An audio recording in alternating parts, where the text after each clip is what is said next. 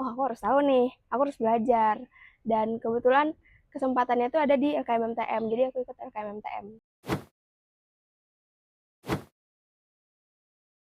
Nama aku Dewayu Agung Chandrawayura, panggilannya Chan, dari jurusan Arsitektur TPK Angkatan 2023. Jadi LKMMTM itu LKMM, latihan keterampilan manajemen mahasiswa tingkat menengah. Terus yang aku ikutin itu LKMMTM yang di ITS. Aku ngerasa banyak banget hal-hal yang aku nggak tahu di organisasi, gimana cara berorganisasi. Akhirnya karena aku nggak tahu, aku memutuskan untuk, oh aku harus tahu nih, aku harus belajar. Dan kebetulan kesempatannya itu ada di LKMMTM, jadi aku ikut LKMMTM. Karena dia skala institut, jadi bakal banyak teman-teman dari jurusan lain. Dan aku udah expect bakal banyak banget dapet teman di sana, dan bener aja di sana ramai banget. Terus kalau yang memotivasi aku jujur emang dari aku sendiri memang pengen banget buat ikut kegiatan itu. Jadi selama ngikutin kegiatan ya aku semangat aja. Kalau di TS itu setiap tahun, setauku ya, setiap tahun ada untuk LKMMTM. Dan belum sempat yang satu tahun tuh nggak ada, tuh belum sempat karena biasanya dari pemandu-pemandunya tuh regenerasi juga gitu kan. Setelah aku ikut LKMMTM, aku ngerasa lebih berani buat ngambil tindakan sih. Karena kan sebelumnya aku nggak tahu apa-apa gitu kan, jadi kayak bingung mau ngambil langkah apa.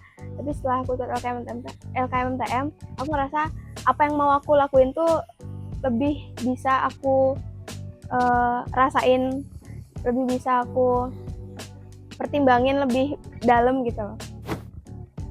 Persyaratannya harus LKMMTD, terus ada berkas-berkasnya, ada seleksinya tuh dari berkas, terus ada interview juga, sama tes. Aku banyak nggak tahu tentang ITS gitu loh, jadi selama pelatihan aku kayak banyak absorbing gitu loh, banyak diemnya dan memahami gitu. Itu tantangan buat aku karena kayak aku lihat teman-teman udah pada vokal gitu kan, terus aku belajar banyak banget dari mereka. Kurang lebih sama kayak TD, cuman dia lebih advance aja. Misal di TD ada AKL, kalau di TM itu namanya environmental scanning. Terus metode-metode yang dipakai tuh lebih banyak juga, misal kayak 7S, terus pakai PRL, ada metode yang kayak perhitungannya kayak IFAS, kayak gitu-gitu. Yang paling aku suka sih ada materi tentang MSDM, karena aku di himpunanku juga megang bagian MSDM, dan itu menarik banget karena itu nggak cuma bisa diterapin di Ormawa, tapi organisasi luar maupun organisasi keprofesian itu juga bisa, kayak biro-biro, kantor-kantor gitu kan, ada rekrutmen bentuk karyawan gitu kan, dan itu tuh ada caranya gitu, ada metodenya gimana mengurus sumber daya manusia di dalam organisasi itu. Itu mungkin bisa dibilang namanya gap analysis. Gap analysis itu dimana ada masalah, terus masalah ini idealnya tuh seperti apa sih kondisi idealnya. Selama aku ngerjain tugas-tugasku yang di arsitektur itu kan awalnya aku kayak nggak tahu kan metode itu, mungkin aku pakai cuman aku nggak tahu namanya. Tapi setelah aku belajar gap analysis, terus ada metode-metode yang misal kayak fishbone terus dan lain-lain, itu aku mulai kayak menerapkan itu di akademiku, jadi kayak ngebantu gitu loh, walaupun agak beda gitu loh ranahnya, tapi bisa diaplikasikan juga ke keprofesian. Secara umum aja di LKMTM tuh banyak banget dikasih tahu tentang metode-metode yang kayak teori gitu loh.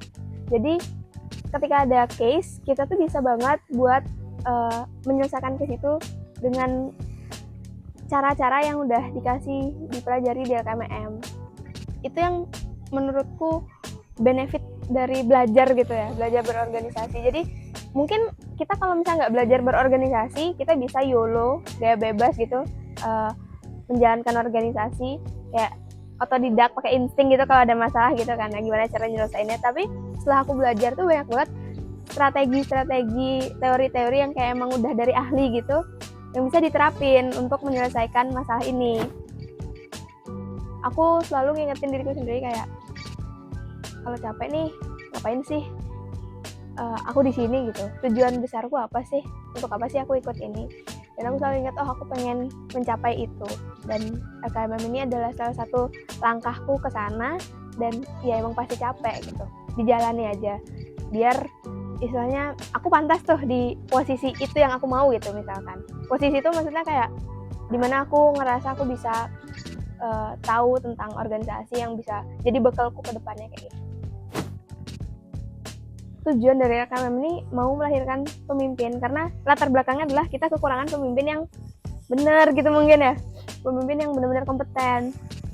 Dan aku tertarik banget di sana gitu loh, karena aku ngerasa aku di sini juga pengen belajar untuk bisa mandiri, bisa independen gitu kan. Dan kata kepemimpinan tuh klik gitu loh di aku, dan oh ya ini cocok nih kayaknya nih, aku mau lanjut deh LKMM ini, karena dijelasin juga ada tingkatan-tingkatannya. Waktu itu cuman sebatas karena aku pengen aktualisasi diri gitu loh, aku pengen mampu untuk itu. Pesannya jujur worth it, kayak karena apa yang dipelajari sana bisa aku terapin di RC juga. Dan aku rasa teman-temanku yang di jurusan lain juga pasti sependapat gitu loh, bisa diterapin di keprofesian mereka, karena istilahnya sama gitu loh, kita tuh belajar hal-hal yang general sebenarnya. Untuk teman-teman Gen Z teman-teman Gen Z yang sekarang, aku paham teman-teman sekarang kan kayak agak gimana gitu kalau misalkan mengikuti sesuatu tapi kayak kelihatannya nggak ada hasilnya.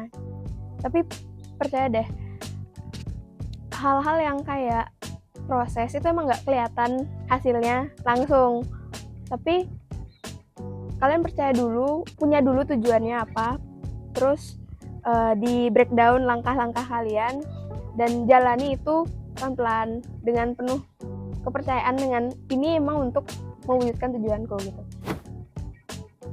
Teman-teman angkatan 24 atau angkatan 25 PKH, aku harap kalian dalam berkuliah ini sambil nyicil, cari tahu diri kalian siapa, terus tujuan kalian kemana, dan dari situ kalian breakdown kalian mau ngapainnya tuh, dalam mencapai tujuan itu harus ngapain aja. Dan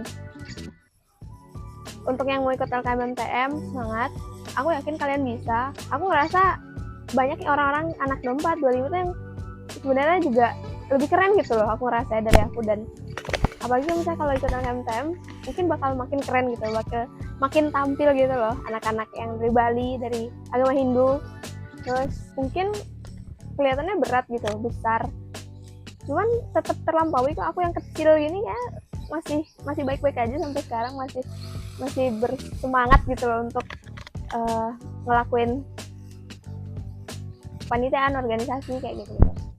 Semangat buat angkatan 24 dan 25. Semoga nanti kalian bisa bawa TPKH maupun organisasi lain, ataupun apapun tujuan kalian kedepannya, mungkin organisasi di luar kampus, kantor-kantor gitu, mau bikin kantor, itu bisa terwujud, bisa terlaksana dengan baik.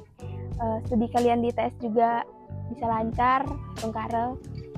Tetap semangat, tetap sembahyang.